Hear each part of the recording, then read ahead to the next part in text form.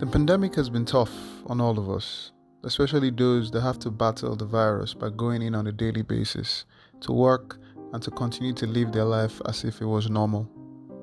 I'm speaking about key workers and essential workers that sacrifice themselves to make sure the rest of us are safe. I'm also talking about individuals that have no other choice but to continue pushing and living their life as if it was normal. Most of the time, these people are spoken about but never spoken to. I am hoping perspective gives them that voice.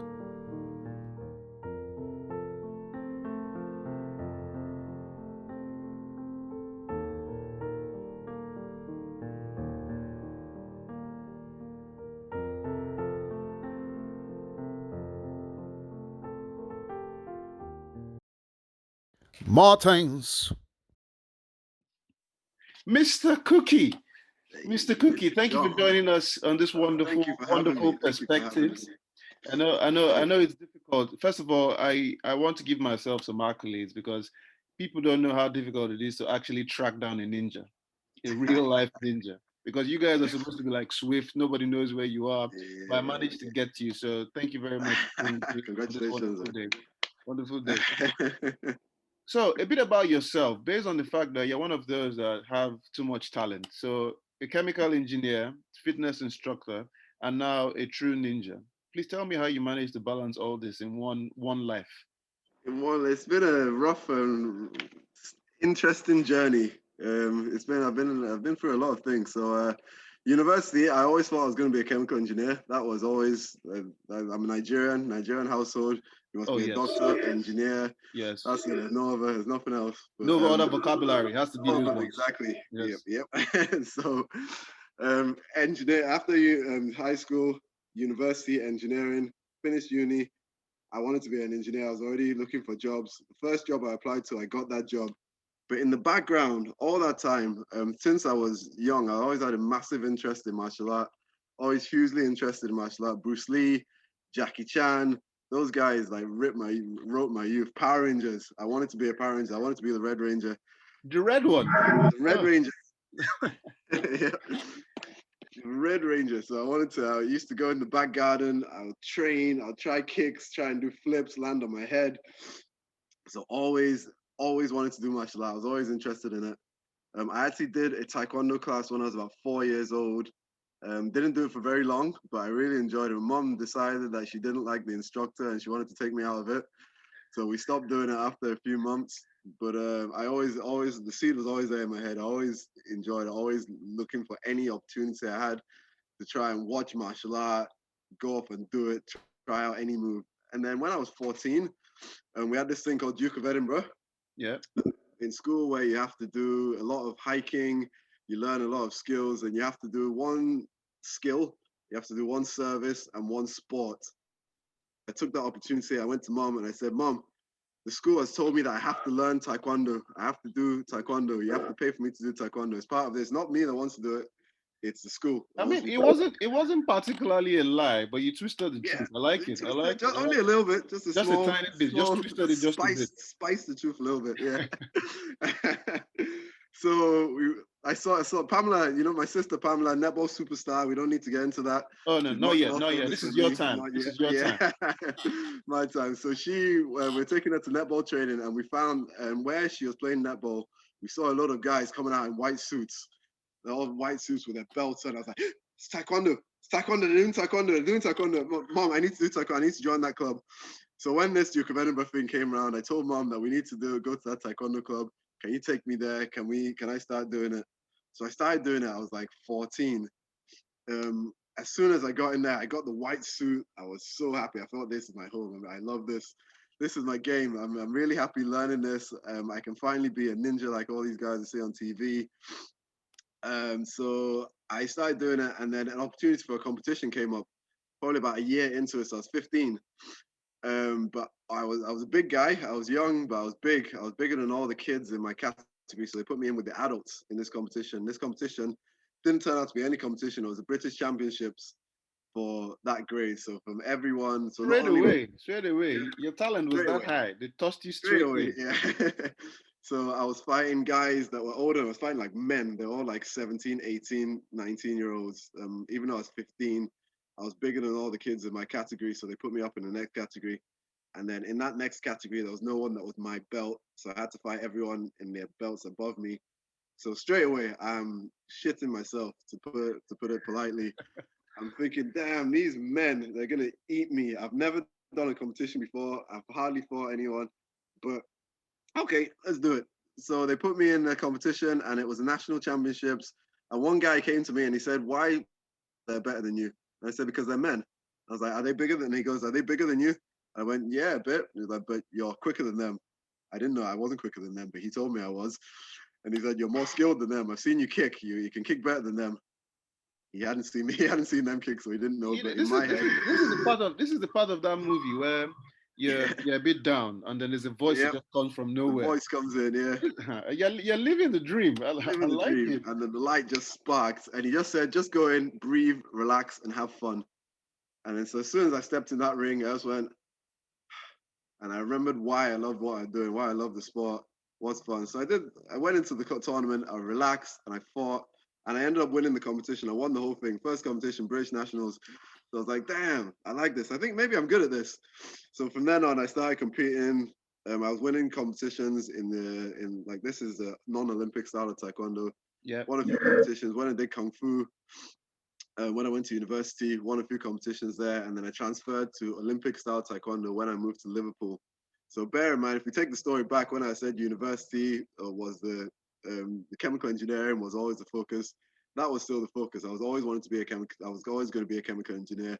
Taekwondo was just a side hustle, not even a side hustle, just a side You, thing. you had to fulfill all the voices. So at one point, the voice on one side was the wonderful Nigerian household of you have to be something. You have to use you have to be useful. You definitely have to be Exactly, you have useful. to be useful. And Yeah, then the other side was that breathe, relax, and enjoy. So a yeah, good combination right there. yeah. So I know. I mean, I know your background. I know your backstory in terms of the Taekwondo road and what happened. And because I'm trying to get you on, my chapters podcast, I don't want you to relieve too much here. So Okay, I want people to yeah. come back and already My bad, my bad. I'm already Too many using the spoilers. ninja thing to catch you. You see, we're planning ahead. We're planning ahead. Too many spoilers. Yeah. Too many spoilers. But Okay, then well we'll jump to the juicy part then. yeah, we'll So jump to the after juicy part. Taekwondo, we'll just skip this bit and say after Taekwondo, I needed something else, another challenge. So I went on Ninja Warrior. We'll get into that when we get to chapters. But Ninja Warrior changed my life, and then I opened the business. I decided that I wanted everyone to do this whole ninja thing. It's not So just for me. I want everyone to experience this. so it's understandable how you've always liked taekwondo. And Yeah. as I said, I mean, it's me. In most every boy I know, everybody want to be a ninja when they're growing up. I mean, the closest I've come to becoming a ninja is this pandemic. We putting on the mask. That is, Yeah. you should see me going through Tesco, man. They're like Yeah, right. sliding through, feeling like Got to see I'm a them. ninja. But where was that drop? Where was that penny drop moment, if you want to call it? So I understand there was one for the taekwondo, but for the Yeah. ninja, was it just something you felt, you know what, I can do this? For the ninja, it was when I went on the show and I realized how hard it was. When I was on the show, when I was actually on stage, so I was on the camera, there was one moment when I thought I might actually finish this course. So I finished one obstacle, and then there was only all that was left was the warp wall. Once I finished that obstacle before the warp wall, I thought I'm gonna finish this course. I love this. I've enjoyed. I'm dead. I'm so tired. This is so much harder than I thought, and I want to be good at this. Even though I passed this course, I want to be good at this. This is what I want to do. Um, this was so much fun. This is the only way I want to train. This is what I want to do for the rest of my life. Nice. So this is me. You live up north in Liverpool, Yep. the city of dreams City of dreams. for a lot of people, Yeah. and you've gone from chemical engineering, Olympic style taekwondo, winning Yeah. competitions, British nationals, and Ninja Warrior, and then you became a business owner, pretty much Yeah. channeling the fitness and the ninja and opening a business. So a bit about your business. When did you open your business, and when times were normal, how was the business flow? How was the crowd? Yeah. How were you So balancing physical and ninja? I started the business in 2017. So I did Ninja Warrior like summer 2016. And then by the end of 2016, I decided that that's what I wanted to do. I wanted to make the gym. So I got the business loan and everything approved. And January was when I got the money for the business loan. I started building it January 2017. Then by March 2017, I opened it. The first year was hard, very, very hard. Obviously, it's a new business, a niche business. It's not very popular. No one knows. Everyone says ninja. What's a ninja? Who knows? Everyone thinks that we're climbing through trees, jumping from the shadows, taking people out. That's it. So no one's looking around to do Ninja Warrior. So that was a struggle. The first 2 years, in fact, were a real struggle. And then by the third year or end of the second year, I started getting a bit of momentum, started getting known a bit. Um, people, yeah, people knew who I was. People were talking about us. People that had planned to come when they first heard about us were actually starting to come, see how great it was. Google search, I was coming up in the top of Google. If you search Ninja in Liverpool, I come up in the top. I think even if you search Ninja, just Ninja, I come up quite close to the top anyway. That is a tough thing, considering the fact that they are natural ninjas in that Liverpool. Yeah, exactly. Natural, walking around. Actual ninjas. Actual ninjas walking around. Yeah, but those ninjas don't need to be found on Google. You don't find those ones. Yeah. Don't worry. We'll try not to tell them. Yeah, we all don't grasp on my homies. The first 2 years were a struggle, like any normal business, but you kept it going. And we kept going. I had to dip into my savings several times and dip into my own funds. I cut back on my staff. I had like 4 people working for me, almost full time. I had to cut them right back. So there was then like 3 people working a few hours a week, just so I could keep on top of expenses. I actually got really close. I got really close to calling it a day and just saying I'm going to go back and do chemical engineering again. I actually did look at a few jobs, saying if I could go back into it or even go back part-time and just do this ninja thing on the side.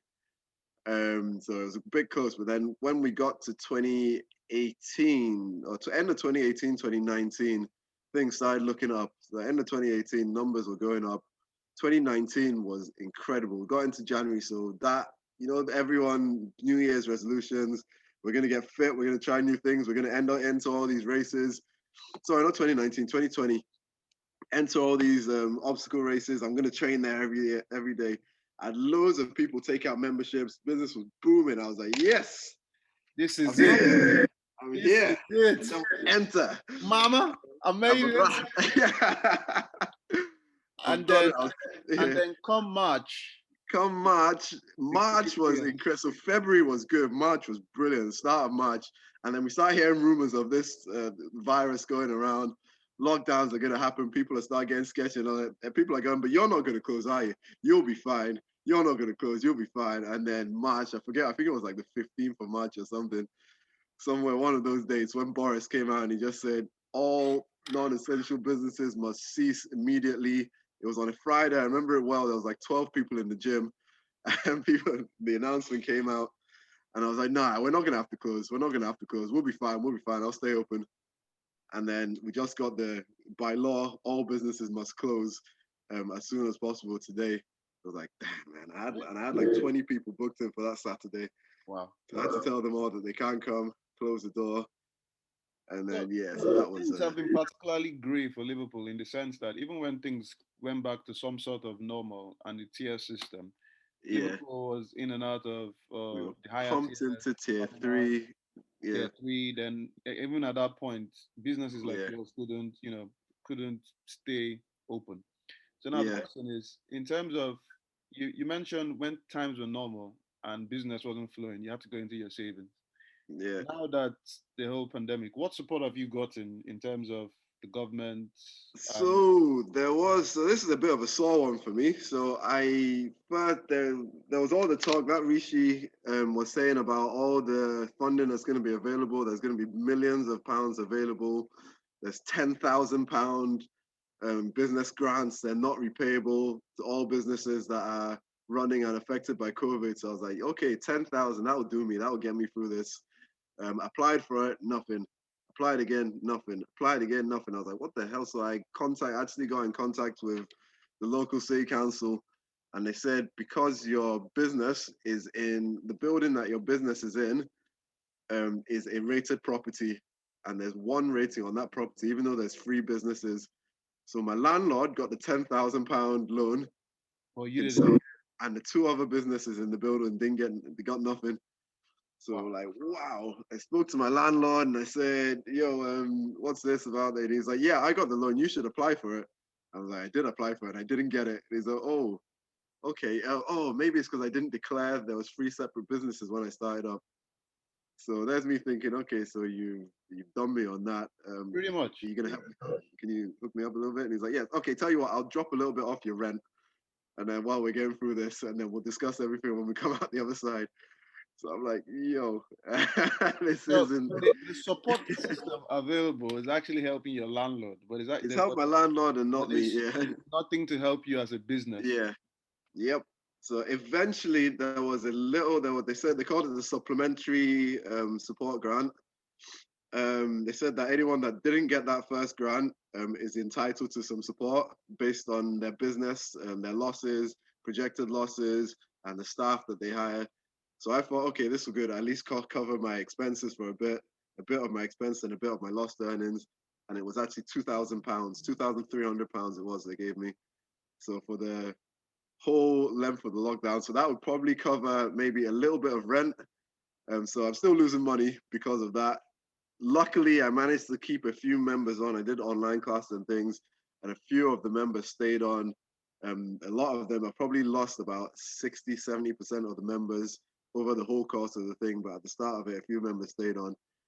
So that was there. And then there's the furlough scheme. So I was able to furlough myself and my staff. That was like 80% of the pay. But obviously, I'm a small business owner. I don't pay myself that much. So Yeah. it wasn't really very much coming in. So support wise, there hasn't really been much come my way.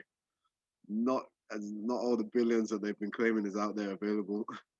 If you had a sit down with anybody at the powers that be, Yeah. and they ask you straight up in terms of based on what you know has been happening in terms of no support here, what would be a solution that you think will help businesses like yours? The solutions. That's a tough one. I don't have the answer really, but businesses. So I know people that have sheds, like they have a tin shed, and because it was a rated property, they got the tin sheds that haven't operated, haven't done any business, but because it was a rated property, they got £10,000. But I know people with businesses that have lost a whole lot of money. So if there was a bit more like research into how much businesses were actually losing, so people are coming forward with proof of how much they're losing. If they could put a bit more attention into that rather than what they're, I don't know what they base these grants on. Yeah, you would think that a lot of decisions have been made based on the economic situation of the country and cities. So you Yeah, would think it's pretty straightforward you economically think so, but it's not. what you're doing, but then they come up with this rated buildings and Exactly. Yeah. all that situation. But it's it looks like you went through the normal situation in terms of a new business when things were normal, Hmm. and come this situation with the pandemic, things have been tough. But Yeah. has that affected? So obviously, these are things beyond your control. Yeah. You're a husband, a daddy of a young Daddy. ninja. Yeah. That's my boy right there. Yes, yes. You can see a young ninja flying Young around. ninja. Yeah. How have you kept up your spirits and positivity during these times? So one positive, one pretty big positive. So my boy is 1.5. He's gonna be 2 in June. So he was born. So last year he was 1. His first birthday was in the middle of the pandemic. Obviously small business. I was working quite a lot. It's just me in here. I don't have a big team. So I was working quite a lot. One blessing of the lockdown is I was able to spend a lot more time at home with my wife and my kid. So That I got usually to see. results into another child coming. Yeah, but yeah, I understand what you mean. Yeah. No comment. No comment. All right, cool. No comment. None at all. Just dodge that like the Matrix. Yeah, you spend more Yeah. time with your family. So I got to spend more time with the family, especially in the summer. Those are like really poignant months in his life and his development. There's a lot of stuff that I would have missed that I got to see. I got to form a much more better relationship with him. Yeah, I got to see the value of spending more time with the family, which that's a really big positive for me. And being able to and having the gym. I know a lot of people have struggled with being isolated, being inside. I was lucky enough that I had the gym and I was doing online classes, so I was able to. So I spent more time at home, but I was also able to go and do training myself and keep on exercising, which was a really big thing for me. Because me, I'm like a fit guy. I like to think I'm a fit guy. Trying, if I'm not exercising, my mood will be plummeting. Yeah, Yeah. but I was being able to stay fit and being able to spend time with my family really like helped things get through. And it sort of made me a bit more positive about it. I kind of got to the stage where I just accepted, okay, this is happening. There's nothing I can do. Nothing I do is going to change it. I'm not in a position to make decisions. I can't control the virus, and I can't control the government's decisions on the virus. So let's just roll with it, see what happens, carry on going through, do what I can, and that sort of kept my mind, kept me from like all those dark thoughts that people are getting. It's I like it how, I mean, it's been very sad and great times for a lot of people, but people have always taken out the positives, especially things that you can do for yourself. And Yeah, as you said, there are things that you can't control. So, let me control the ones I can. I yeah, definitely understand the struggle it must be being a business owner, transitioning from trying to have a traditional career to jumping in the dark and hiding in the darkness and all that. But it is a good story to hear that you have kept positive and that you're doing what you can. yeah. Hopefully, as I said, the whole point of perspective was to get a voice from individuals like yourself because they just talk about you. And one of the sad things about fitness and gyms, because I there was a story about a gym in Liverpool that refused to shut and Yeah, finding there's them. a few. I'm And gonna stay out of that one. I'm gonna keep myself distant from that but whole what I was going narrative. to say is that they proved that the spread of the virus didn't necessarily come from gyms and come Yeah, from fitness things. So yeah, I can understand the extra annoyance it's a that. big thing. I think fitness is the effect of fitness on not just fighting the virus. Like obviously, if you're fitter, you're gonna have much less of an effect. The virus is gonna have much less of an effect of you on you. You've got much less chance of contracting the virus. But also the damage on your mental health of not keeping up with your fitness, not being able to do these things that keep you aligned, keep your head savvy. I think that's more of an impact than the virus is going to have on some people. So, without putting on my political stance out there, skirting around that, I just think that it's more important. The fitness industry is so much more important than people are giving it credit for, especially the government. It is all good. We will try not to drag you into a battle with a Yeah, very I've, nice. I've kept myself distance from that thing just because I do have a strong opinion on it, but I've kept trying to keep myself out there. I know some people are doing some very brazen things, but yeah, I've decided to stay out of that one. Well, it's all good. Well, the beauty Yeah, about this is that you've kept positive. You're good. yeah, Your family is good. Hopefully things will start to turn around as hopefully, yeah. vaccines and all have come. Well, hopefully when things turn around, what is the plan? What should we expect from the For ninja? me, so once we get the green light that we can open, as soon as they say that, yep, okay, gyms are safe, you can go in. Hopefully, gyms will come out. Gyms and fitness industry will come out first, because as I said, that's such a big impact on people's lives and health and well-being. But if we do get out of that, then the gym's going to be open. I'm going to start more classes. I'm going to work with more different groups of people, try and get more people involved in fitness that weren't normally into fitness. Because I know there's a lockdown. I'm going to try and preach the value of training on your mental health, not just for your physical health, but mental health. Try and get more people into it that way. And then, so that's the fitness side. And then the ninja side, I've actually started off a national ninja league. So there's competitions going to be happening all around the country. Me being affiliated with all different gyms. Yes, and And you definitely need an MC to, definitely make need an the MC to run stories, that, of course. just Yeah, touring around, I touring know a around. guy. I can't remember his name, but there's a Yeah, yeah. Many have been, yeah, many have spoken about this guy. They never really. yeah, Yeah, the myth and the legend. But there's a yeah. picture somewhere with you and him. I'll find. Somewhere, yeah, Uh, yeah, I'll find it. I'll find it. So when that time comes, if you deny him, I'll find. yeah, yeah. And then the next step over the next couple of years is we've actually got plans in place, and they're progressing on getting ninja sport into the Olympic Games by 2028. So that's the next big plan. Well, we hope everything works out well. And even with times that have been sad and gray, you have managed to pick yourself up. Keep doing what Yeah, you do. Continue being that high spirit for your family. Thank you Doing for my being on best. Perspectives, and thank you for giving me your time. Thank you for having me, man. It's been a No pleasure. worries. Ladies and gentlemen, it's the ninja, Mr. H. Cookey.